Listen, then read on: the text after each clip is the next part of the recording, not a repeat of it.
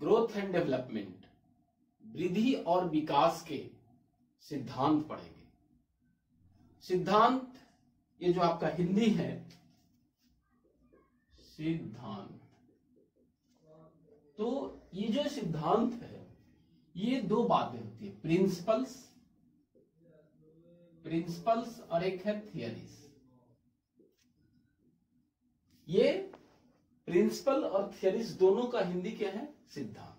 तो हम कहा कि हम लोग आज वृद्धि विकास के सिद्धांत पढ़ेंगे, तो ये नहीं, ये पढ़ेंगे। तो there is basic difference between principles and theories. इसमें और इसमें क्या अंतर है कि प्रिंसिपल्स आर यूनिवर्सल, सार्वभौमिक,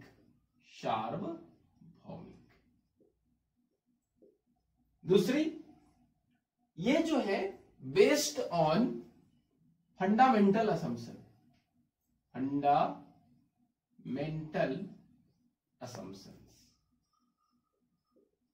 कहने का मतलब क्या कि जो हमारा ये सिद्धांत हुआ वो सार्वभौमिक होता है और मौलिक मान्यताओं पर आधारित होता है। सार्वभौमिक मतलब जो कभी नहीं बदलता है। लेकिन ये थियरीज जो है ये क्या होता है? Change according to time, situation, place. हमने कहा कि ये थियरीज जो है ये क्या होता है? समय, स्थिति और जगह के अनुसार बदलते रहता है। ये थियरीज जो है ये जो है से केवल जो है से एक व्यक्ति के द्वारा दिया जाता है, वन पर्सन।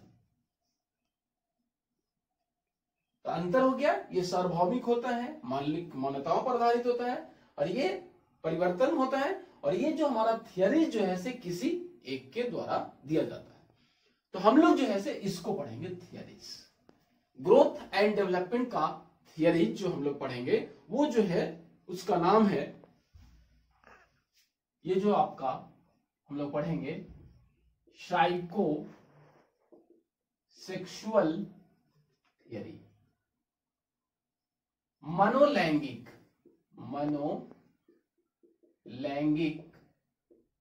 सिद्धांत।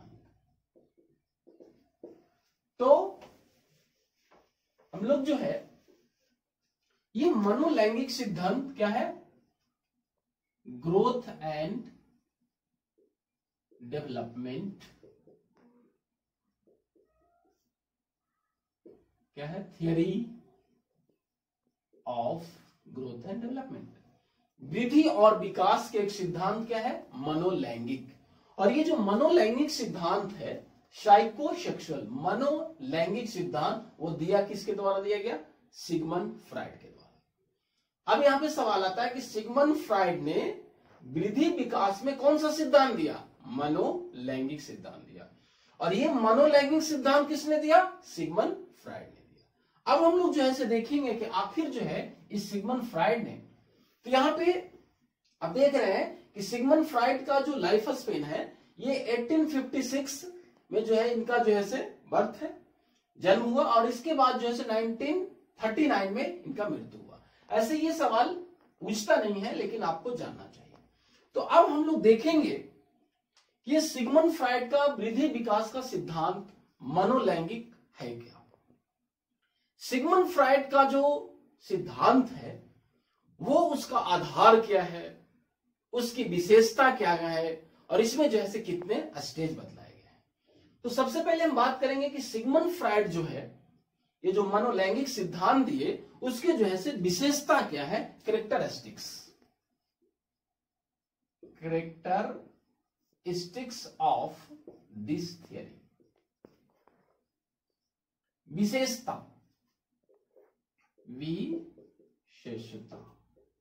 क्या है?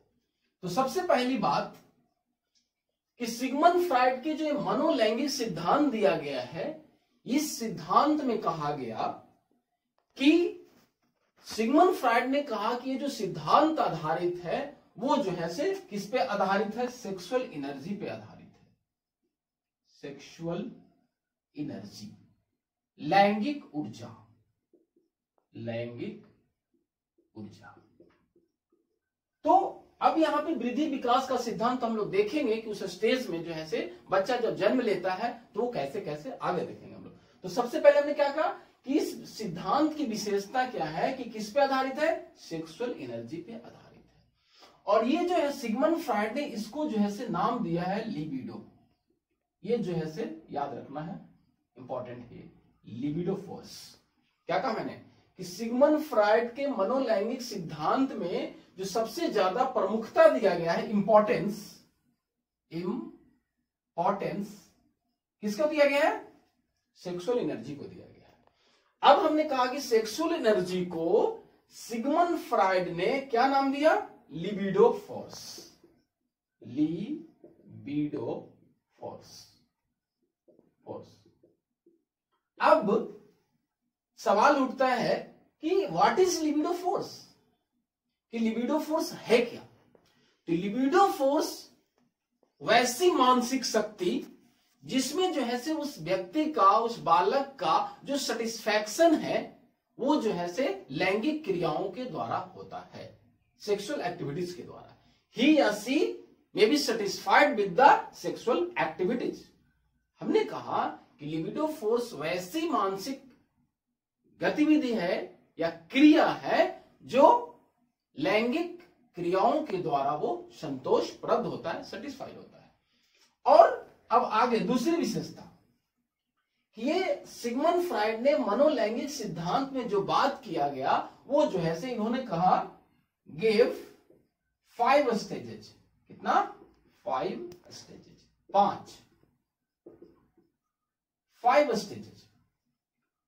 तो ये कहा कि 5 जो अवस्था दिया गया मनोलैंगिक सिद्धांत में, तो यहां पे जो सबसे इंपॉर्टेंट बात है कि 5 स्टेज में, 5 अवस्था में जो है से हर एक स्टेज में एक इरोजेनस जोन होता है। क्या होता है, stage, every stages have erogenous zone. Erogenous zone का हिंदी है कामुकता क्षेत्र। तो हमने क्या कहा कि प्रत्येक अवस्था में 5, every stage have erogenous zone except third में, इसमें नहीं होता है। क्या नहीं होता है, तीसरा स्टेज में इरोजेनस जोन नहीं होता है। अब हम लोग देखेंगे कि आखिर जो है इरोजेनस जोन जो हमने कहा पहला में भी होगा, दूसरा में भी होगा, तीसरा में नहीं कहा गया, चौथा और पांचवा में होगा। तो विशेषता क्या निकल के आई गई कि एक को छोड़ के जो है 4 जो है इसमें क्या है, इरोजेनस जोन होता है। और यही कामुकता क्षेत्र के द्वारा जो है वो बालक जो है से उसका स्टिमुलस होता है, उत्तेजना। वही जो है से इरोजेनस जोन के द्वारा प्रत्येक अवस्था में उसकी जो है से क्या होता है, उत्तेजना होता है, कार्य करता है। तो अभी हमने देखा कि सिगमंड फ्रायड ने मनोलैंगिक सिद्धांत में 5 अवस्था बतलाया, जिसमें हमने कहा कि 5 अवस्था में एक को छोड़ के सारे में क्या होता है, इरोजेनस जोन होता है, कामुकता क्षेत्र होता है। ये इंपॉर्टेंट है, याद रखिएगा इसको कि प्रत्येक अवस्था में एक इरोजेनस जोन होता है। अब हम लोग जो है ये विशेषता के बाद अब हम लोग देखेंगे कि उस स्टेजेस में जो है से क्या क्या बातें जो है से कही गई है, उसको हम लोग फिर विस्तृत रूप से पढ़ेंगे। तो है ये stages of psycho sexual theory. अब ये अवस्था, तो अभी हमने कहा था कि 5 अवस्था होते हैं, तो हम लोग फर्स्ट चलेंगे। पहला वो क्या है, ओरल स्टेज। ओरल स्टेज, मुखा अवस्था।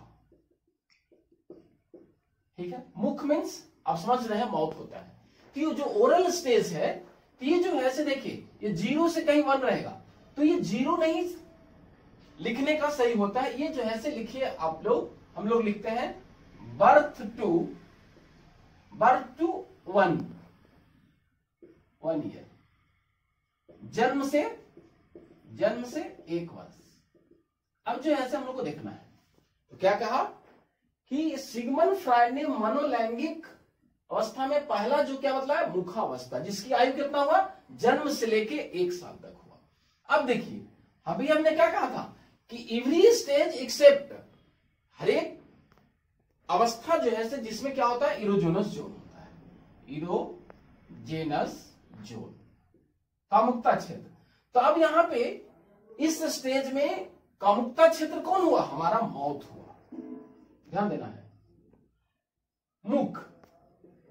अब यहां पे समझना है कि बच्चा जन्म लिया है तो उसका जो है से क्या है, स्टिमुलेशन, उत्तेजना जो है से उस इरोजेनस जोन क्या है, मौत।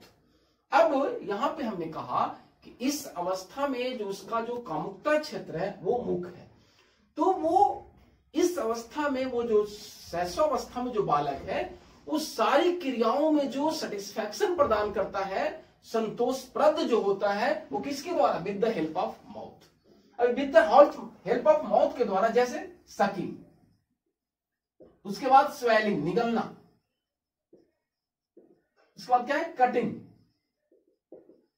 क्या मैंने कहा कि निगलता है या कोई भी वस्तु को जो है क्या करता है, वो जो है मुंह में लेता है और वो पकड़ता है, क्योंकि वो जब तक जो है वो वस्तु को, ऑब्जेक्ट्स को वो जब मुंह में लेता है तो वो क्या करता है, उसको उसी तरह से स्टिमुलेशन जो है उसको सेटिस्फैक्शन मिलता है। कितना आप पकड़ेंगे, खींच लेंगे, कोई भी ऑब्जेक्ट्स होगा वो बार बार जो है मुंह में ही लेता है।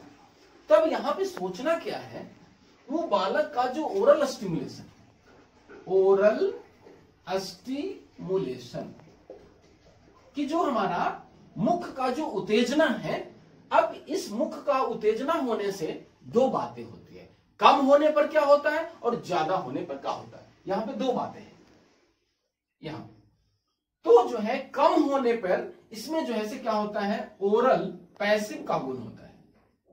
क्या मैंने कहा कि जो ओरल स्टिमुलेशन है जो कम होने से, लेस, क्या होता है उसमें कौन सा गुण होता है, ओरल पैसिव। और इधर जो है ज्यादा होने से, मोर, ये जो है हमारा ओरल पैसिव।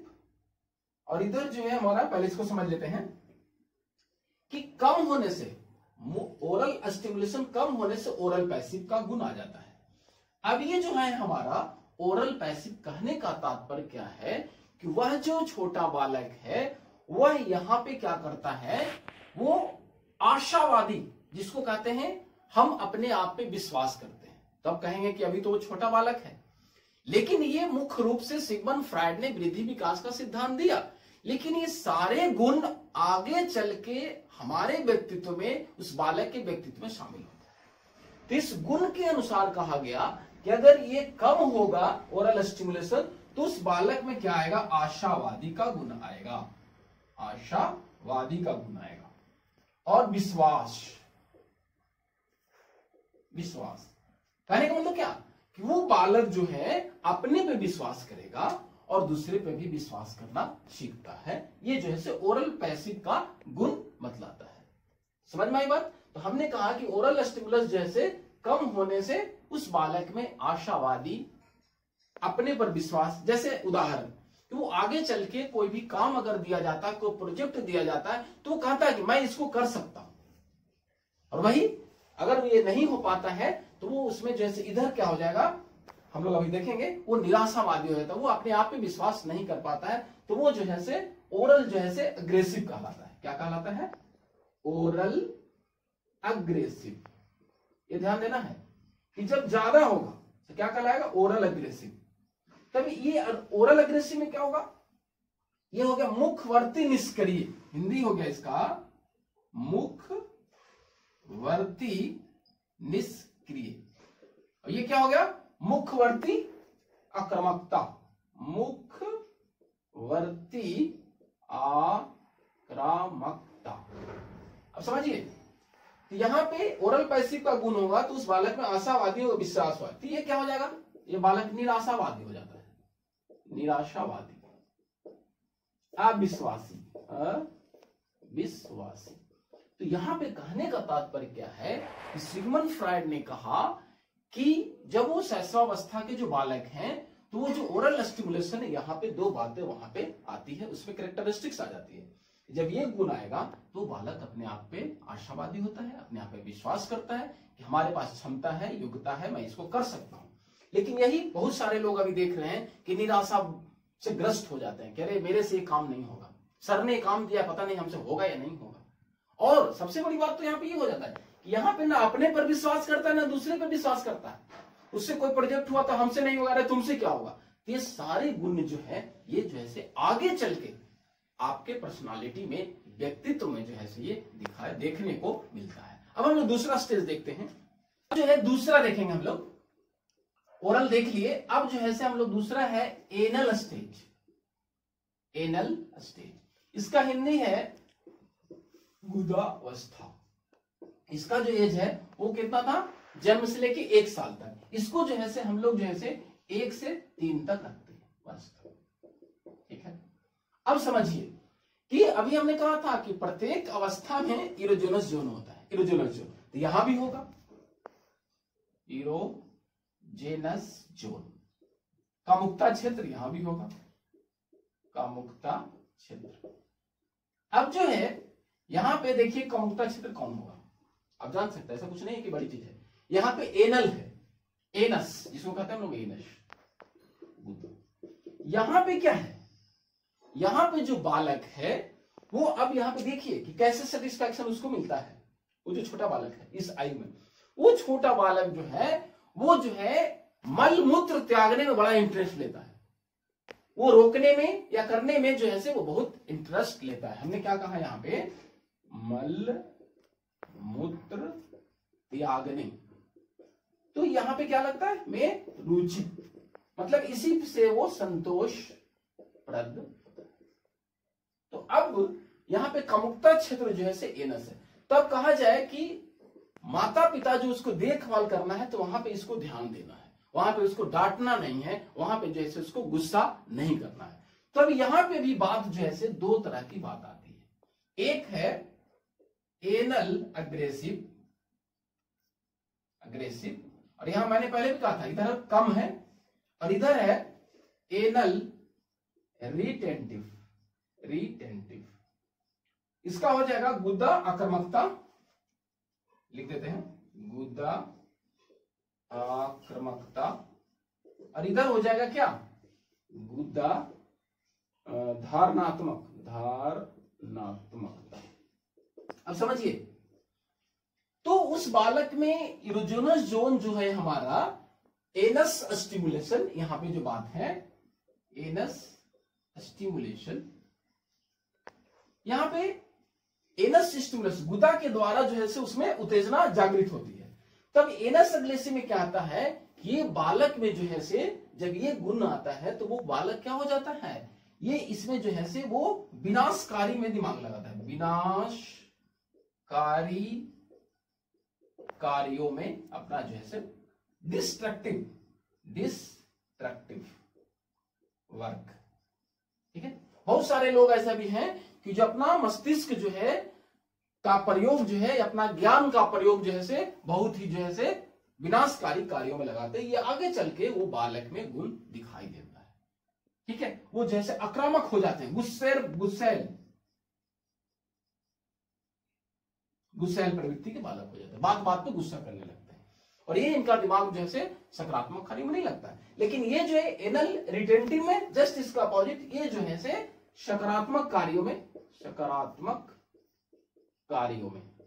और यहां पे कंस्ट्रक्टिव वर्क में, रचनात्मक कार्यों में। कहने का अर्थ क्या हुआ कि ये गुण के आने के बाद वो बालक को जो है आगे चल के वो विनाशकारी में कैसे इसको नष्ट किया जाए, कैसे उसको परेशान करना है, वो अपने खुद से नहीं लेकिन दूसरे को परेशान करने में जो है डिस्ट्रक्टिव माइंड जो है हमेशा वो लगाते रहता है। लेकिन यहां वाले जो एनल रिटेंटिव वाले होते हैं वो जो है अपना मस्तिष्क जो है ऐसा अपना समय जो है वो रचनात्मक कार्यों में लगाते हैं, सकारात्मक कार्यों में लगाते हैं, दूसरे के कल्याण में लगाते हैं, ये जो है समाज के कल्याण में लगाते हैं, ठीक है। तो अभी हम लोगों ने देखा ओरल स्टेज और एनल स्टेज। अब हम लोग तीसरा, तो ये जो हमारा इरोजेनस जोन हुआ, इरोजेनस जोन, ये जो है हमारा जो है ये क्या है, फैलिक, जैसा कि लिखा हुआ है लिंग पदार्थ, यहाँ पे जो है से ये जो है रिप्रोडक्टिव ऑर्गन जो है से आ जाता है, रिप्रोडक्टिव ऑर्गन्स। यहाँ पे गर्ल्स और बॉयज का जो रिप्रोडक्टिव ऑर्गन है वो जो है से इरोजेनस जोन में आ जाता है। तो इस सिगमंड फ्राइड ने इस अवस्था में कहा, फैलिक स्टेज में कहा कि यहाँ पे जो है वो गर्ल्स या बॉयज जो है से, गर्ल्स और बॉयज अट्रैक्टिव जो है से ओन रिप्रोडक्टिव ऑर्गन के प्रति जो है से हो जाता है।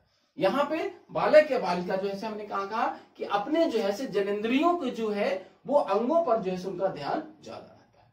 तब यहाँ पे इस फैलिक स्टेज में जो सिगमंड फ्राइड ने कहा वो बहुत इंपॉर्टेंट है, ध्यान से समझिएगा।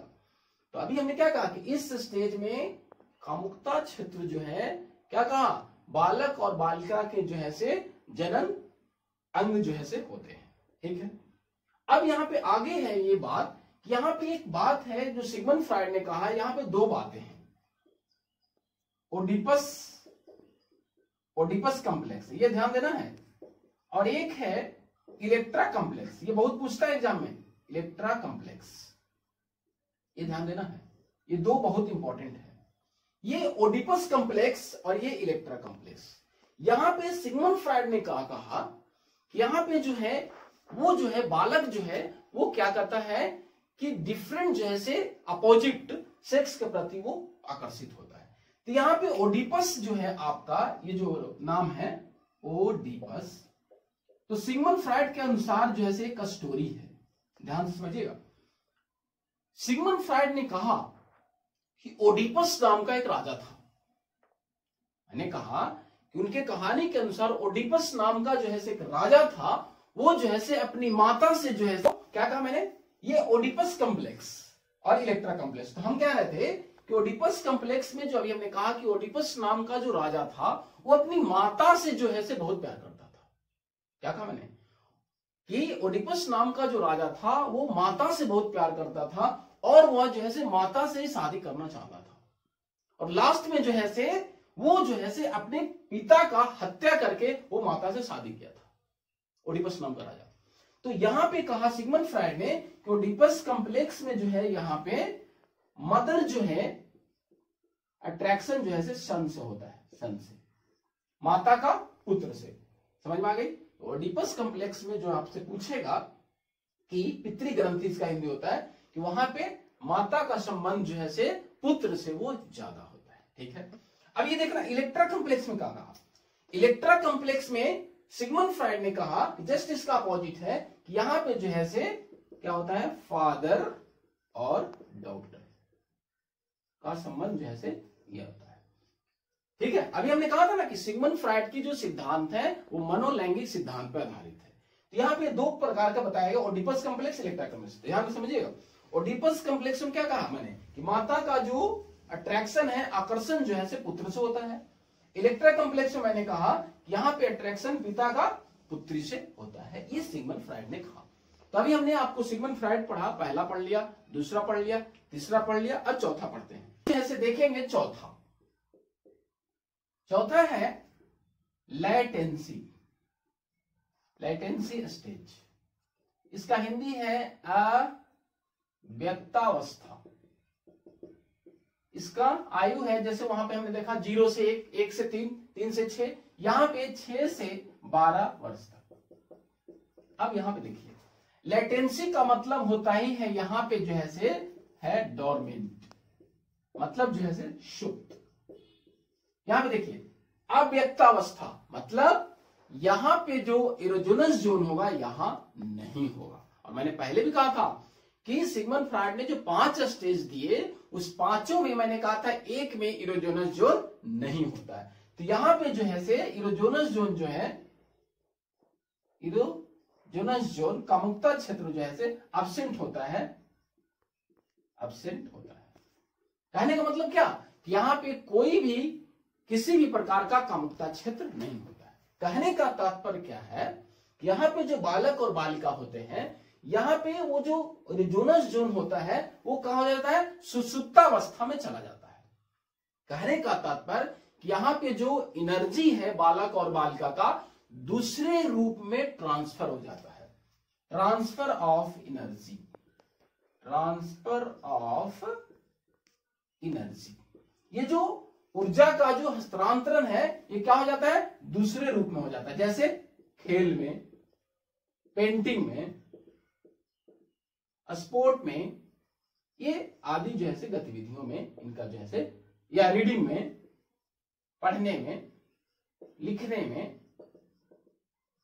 तो मैंने क्या कहा कि इस अवस्था में कामुकता क्षेत्र तो नहीं होता है, लेकिन कामुकता क्षेत्र होता है लेकिन वो सुसुप्त अवस्था में चला जाता है, या हम कहें कि वो ऊर्जा जो है दूसरे रूप में क्या हो जाता है, हस्तांतरित होके कहां चला जाता है, खेल में, चित्रकारी में, और मैंने क्या कहा, पढ़ने में, लिखने में उनका ध्यान चला जाता है। ये चौथा अवस्था। चौथा अवस्था में ध्यान रखना है कि इसमें जो है किसी प्रकार का इरोजोनस जोन नहीं होता है। अब हम लोग देखेंगे, देखते हैं तो 1 फिनिश, 2 फिनिश, 3 फिनिश, 4 फिनिश। अब जो है ये पांचवा जो है हमारा सिगमंड फ्राइड के द्वारा बतलाया गया जो पांचवा स्टेज है वो है जेनाइटल, जेनाइटल स्टेज। ये जो है हमारा 12 टू ऑनवर्ड्स आगे तक ये रहेगा। क्या कहा मैंने कि जेनाइटल स्टेज का हिंदी है जनेंद्रिय अवस्था। इस जनेंद्रिय अवस्था जो ये स्टेज जो है देख रहे हैं 12 से स्टार्ट है, ये जो है कह सकते हैं हम लोग एडोलेसेंस की एज है, एडोलेसेंस की जो है अवस्था, किशोरावस्था, ये ध्यान रखना है, किशोरावस्था। अब ये जो जेनाइटल स्टेज है, यहां पे जो किशोरावस्था है, यहां पे जो इरोजोनस जोन भी यहां पे होता है। अभी हम लोग देखेंगे कि तो क्या कहें, इस अवस्था को क्या कह सकते हैं हम लोग, किशोरावस्था की कहते हैं।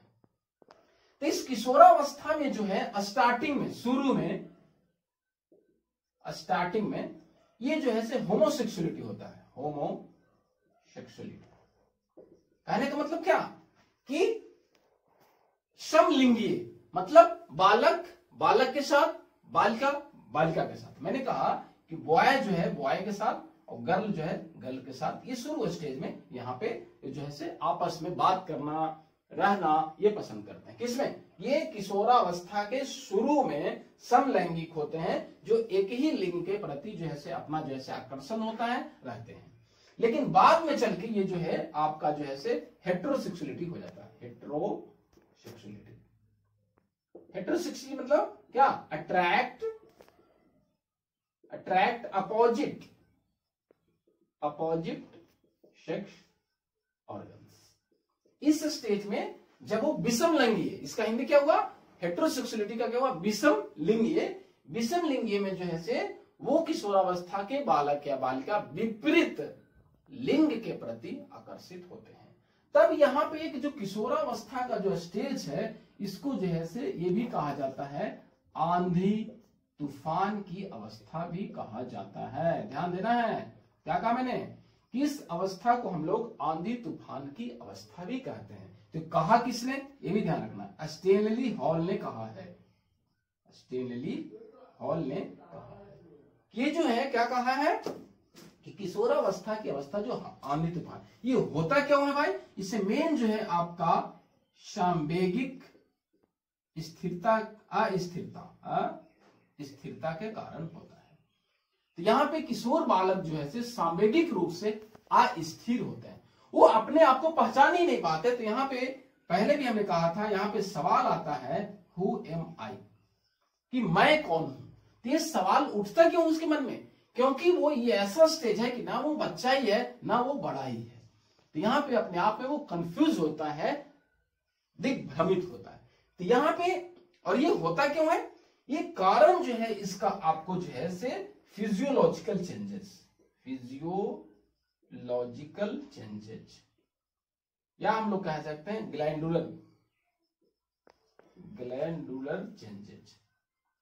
क्या मैंने कहा, शारीरिक और ग्रंथीय परिवर्तन के कारण ये जो बालक हैं अपने आप में क्या होते हैं, पहचान नहीं पाते हैं कि मैं कौन हूं।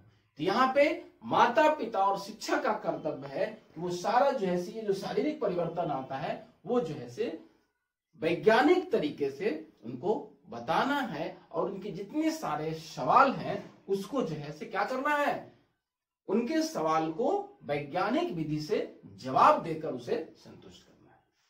तो हमने कहा कि इस स्टेज में जो है से किशोरावस्था का स्टेज कहा जाता है। किशोरावस्था जो शुरू में होता है वो होमोसेक्सुअलिटी होती है और बाद में हेटेरोसेक्सुअलिटी, ये दोनों को बारे में बताया। तो हम लोगों ने देखा कि सिगमंड फ्राइड के द्वारा जो मनोलैंगिक सिद्धांत दिया गया है वो 5 है। Oral stage, anal stage, phallic stage, और चौथा है लेटेंसी। लेटेंसी में इरोजोनस जोन मैंने कहा कामुकता क्षेत्र नहीं होता है। पांचवा अभी हम लोगों ने देखा कि जो पांचवा हमारा है जेनाइटल स्टेज होता है। ठीक है, ये आयु कितना 12 से आगे तक, निरंतर आगे तक ही चलते रहती है। तो ये मुख्य रूप से मैंने कहा कि किशोरावस्था की बालक होता है।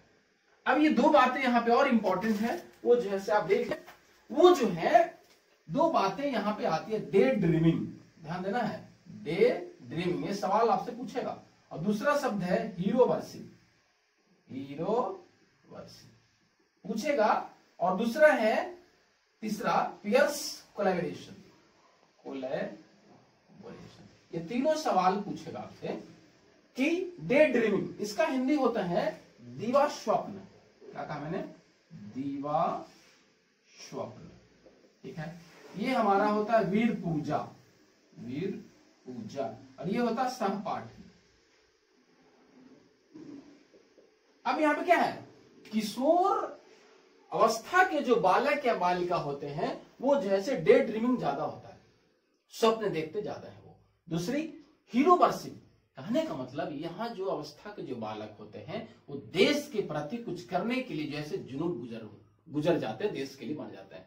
आपको मैं बता रहा हूं कि पटना में एक द 7 मार्टियर्स ऑफ बिहार, वो जो पिक्चर लगी है, मतलब प्रतिमा जो अनावरण है, वहां पे हर एक प्रतिमा आप देखेंगे कि झंडा लेके ऐसे ऐसे दिया, फिर उसको ऐसे दिया, ऐसे करके झंडा फहराया गया। उस सारे जो है से किशोरावस्था के ही बालक हैं, सब जो है से 20 या आसपास जैसे किशोरावस्था के आयु के ही बालक है।